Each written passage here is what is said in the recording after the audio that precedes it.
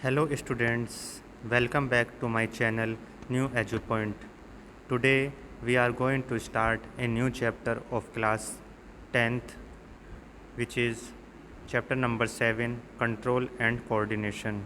So without wasting any time, let's begin our chapter. So in the chapter number 6, Life Process, we learned that living organisms have some basic features which make them known as living organism. But despite of that, living organisms also respond and react to changes around them. Whenever something changes around them, they react. So living organisms respond and react to various stimuli like heat, light, cold, touch, pressure, etc. Plants and animals both respond to stimuli but in different manners. तो living organism जो होते हैं बच्चों, अपने आसपास जो भी उनके एनवायरनमेंट में एटमॉस्फेयर में कुछ भी चेंज होता है या हीट जैसे हीट है, लाइट है, कोल्ड है, प्रेशर है, तो उस तब भी तो वो जो ये सब चीज़ें होती है एक तरह से उनके लिए स्टिमुलाई का काम करती है, जिससे उसके लिए वो क्या करते हैं, रिएक्ट करते हैं, रिस्पॉन्ड करते हैं. तो प्लांट्स और एनिमल दोनों ही इनके अगेंस्ट रिएक्ट करते हैं, बट डिफरेंट तरीके से, डिफरेंट मैनर्स के. एग्जांपल जैसे आप किसी हॉट ऑब्जेक्ट को टच करते हो तो आप अपना हाथ एकदम से पीछे की ओर विड्रॉ कर लेते हो. तो withdrawal of hand on touching a hot object is example of responding and reacting to different stimuli. Now let's talk about control and coordination in animals. So it is brought about in all animals with the help of two main systems, nervous system and endocrine system. Animals की body में जो control और coordination का function होता है बच्चों, वो basically दो मेन सिस्टम से मिलकर बना हुआ होता है. फर्स्ट है नर्वस सिस्टम, सेकंड है एंडोक्राइन सिस्टम. ठीक है, तो पहले हम बात करते हैं नर्वस सिस्टम की. नर्वस सिस्टम, इसका फंक्शन क्या क्या होता है. First is to receive the information from environment. अपने एनवायरनमेंट में, अपने सराउंडिंग्स में कुछ भी इंफॉर्मेशन होती है उसको रिसीव करने का फंक्शन नर्वस सिस्टम करता है. सेकंड है to receive the information from various body parts. Body parts में आपके कुछ भी अगर कुछ भी होता है तो उसका पता तुरंत हमारे नर्वस सिस्टम को लग जाता है. जैसे अभी हमने ऊपर एग्जांपल देखा था कि आप किसी हॉट ऑब्जेक्ट को टच करने पर अपना हाथ एकदम खींच लेते हो, या कभी आप किसी चलते चलते आपके पैर में कोई कांटा चुभ जाए तो आपका पैर तुरंत ही पीछे हट जाता है. ठीक है, to act accordingly through muscles and glands. हमारे मसल्स और ग्लैंड्स में जो तालमेल के साथ एक्ट होता है वो फंक्शन भी हमारा नर्वस सिस्टम ही परफॉर्म करता है. ठीक है, तो बैलेंस बनाने में बहुत इंपॉर्टेंट रोल प्ले करता है. नेक्स्ट है बच्चों स्टिमुलस. स्टिमुलस क्या होता है बच्चों.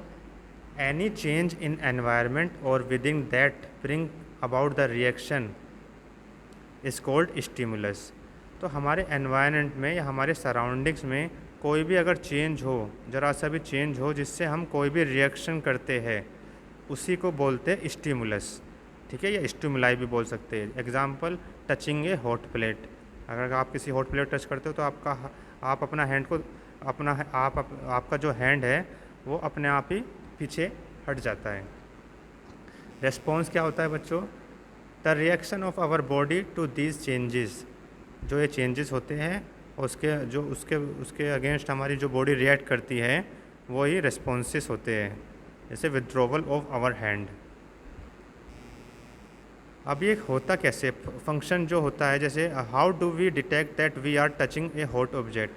तो आपने देखा हो जैसे हम किसी हॉट ऑब्जेक्ट को अपने नेकेड हैंड से टच करते हैं तो हमारा हैंड हम ऑटोमेटिकली अपना आप ही पीछे हो जाता है. तो ये होता कैसे है. तो इसमें क्या होते हैं बच्चों, रिसेप्टर्स. ठीक है, या सेंस ऑर्गन्स भी कहते हैं उन्हें. Receptors are sense organs. Receptors are specialised tips of some nerve cells that detect the information from the environment. तो रिसेप्टर जो होते हैं वो कुछ ऐसे हमारे कुछ टिप्स पे, हमारी बॉडी के हर एक पार्ट पे कुछ स्पेशल नर्व सेल्स होती है जो एनवायरनमेंट में कोई भी इंफॉर्मेशन है उसका पता लगा लेती है। ठीक है, तो आपको पता ही है बेटा, टोटल 5 काइंड्स ऑफ रिसेप्टर्स है हमारी बॉडी में। जैसे इनर ईयर्स है, फोटो रिसेप्टर्स आइज़ है, स्किन है, ओल्फैक्टरी रिसेप्टर्स है, गस्टेटरी रिसेप्टर्स है, टोंग है। इनर ईयर से हम क्या करते हैं, हियरिंग या बैलेंस ऑफ द बॉडी। हम किसी भी चीज़ को दूर से ही उसकी आवाज़ सुनकर पहचान लेते हैं, तो वो काम किससे होता है, हमारे ईयर्स से होता है। और हाँ, ये हमारी बॉडी का बैलेंस बनाने में भी हेल्प करते हैं बच्चों। फोटो रिसेप्टर्स और आइज़ से हम क्या करते हैं, विजुअलाइज करते हैं, देखते हैं। ठीक है, तो ये हमारे विज़न के लिए ज़रूरी होता है। नेक्स्ट है बेटा स्किन। स्किन मतलब हम किसी भी चीज़ को टच करके पता लगा लेते हैं, चाहे हम भले उसे देख भी ना रहे हो, सुन भी ना रहे हो, कि ये चीज़ क्या हो सकती है। तो ये भी हमारे लिए एक सेंस ऑर्गन की तरह काम करता है। नेक्स्ट है बच्चों ओल्फैक्टरी रिसेप्टर्स, जो कि हमारे नोज़ में होते हैं। यानी इससे हम किसी भी चीज़ की जो अगर उसमें से स्मेल आ रही होती है तो उससे हमारी बॉडी को आइडिया हो जाता है कि वो चीज़ क्या हो सकती है। जैसे आपके घरों में खाना बनता है तो उसकी दूर से स्मेल आ जाती है कि आज हमारे घर में बहुत अच्छा खाना बना है। ठीक है, नेक्स्ट है बच्चों गस्टेटरी रिसेप्टर, जो कि आपके टंग में होते हैं। ठीक है, तो वो टेस्ट का पता लगाने में आपकी हेल्प करते हैं। तो total 5 kinds of sense organs और रिसेप्टर्स हमारी बॉडी में होते हैं। ठीक है बच्चों, तो यही हमारी हेल्प करते हैं डिफरेंट चीज़ों को पता लगाने के लिए। अब बात करते हैं बच्चों न्यूरॉन जो कि नर्वस सिस्टम का ही एक पार्ट होता है बच्चों। हमारी बॉडी में पूरी ब्रेन से लेकर फीट तक ये पूरा नेट लाइक स्ट्रक्चर होता है जो पूरी बॉडी में फैला रहता है। ठीक है बच्चों, तो इस न्यूरॉन क्या होता है, neuron is the structural and functional unit of nervous system. तो नर्वस सिस्टम की जो स्ट्रक्चरल और फंक्शनल यूनिट होती है वो न्यूरॉन होती है। न्यूरॉन को भी हम 3 पार्ट्स में डिवाइड कर सकते हैं बच्चों। Dendrite, first is dendrite, second is cell body and axon, third one is synapse. ठीक है, नीचे इसका पिक्चर भी दे रखा है बच्चों। तो डेंड्राइट जो होता है वो क्या होता है, वो इन्फॉर्मेशन को एक्वायर करता है। ठीक है, डेंड्राइट क्या करता है, इन्फॉर्मेशन को एक्वायर करने का काम करता है। सेल बॉडी एंड एक्सॉन क्या करते हैं बच्चों, information travel as the electric impulse. जो इन्फॉर्मेशन डेंड्राइट लेते हैं, एब्जॉर्ब करते हैं, उस इन्फॉर्मेशन को वो एज एन इलेक्ट्रिक इम्पल्स के रूप में ट्रैवल करवाती है। मतलब एक पार्ट से दूसरे पार्ट तक जो इन्फॉर्मेशन जाती है वो एज ए इलेक्ट्रिक इन्फॉर्मेशन की तरह जाती है, इलेक्ट्रिक पल्सेस की तरह जाती है बच्चों। ठीक है, नेक्स्ट है बच्चों साइनेप्स। साइनेप्स क्या होता है, part where electric signals is converted into chemical message. अब जब ये साइनेप्स जो होता है वहाँ पे जब ये इन्फॉर्मेशन पहुँच जाती है तो वो उन इलेक्ट्रिक सिग्नल्स को केमिकल मैसेज में ट्रांसफ़र कर देता है। ठीक है, और फिर से ये दूसरे न्यूरॉन्स में ट्रांसफ़र हो जाते हैं, जिससे जो नेक्स्ट न्यूरॉन होता है उसमें ट्रांसफ़र हो जाते हैं। तो इस तरह से ये एक न्यूरॉन से दूसरे न्यूरॉन में और उससे हमारे पूरे बॉडी में इंफॉर्मेशन ट्रांसफ़र होती रहती है। तो ये 3 पार्ट्स होते हैं न्यूरॉन्स के, जो कि स्ट्रक्चरल एंड फंक्शनल यूनिट होती है हमारे नर्वस सिस्टम की। बेटा ये डायग्राम बहुत इंपॉर्टेंट है, कई बार ये एग्ज़ाम में आ चुका है। ठीक है, आप ये सभी बच्चे बना लें, उसकी प्रैक्टिस अच्छे से कर ले, बहुत ही सिंपल डायग्राम है। ठीक है, इसकी बॉडी 3 पार्ट्स में डिवाइड होती है। ठीक है बच्चों, ये होते हैं डेंड्राइट्स, ये ठीक है, ये एक्सॉन होती है और नीचे है साइनेप्स वाला पार्ट। ठीक है बच्चों, साइनेप्स क्या होते हैं, the point of contact between the terminal branch of a axon of one neuron with the dendrite of another neuron is called synapse. यानी जो साइनोप्स वो पॉइंट होता है जहाँ पे एक्सॉन का टर्मिनल ब्रांच एक्सोन का नीचे वाला हिस्सा दूसरे न्यूरॉन के डेंड्राइट से टच करता है। एक्सोन का जैसे ये वाला हिस्सा है,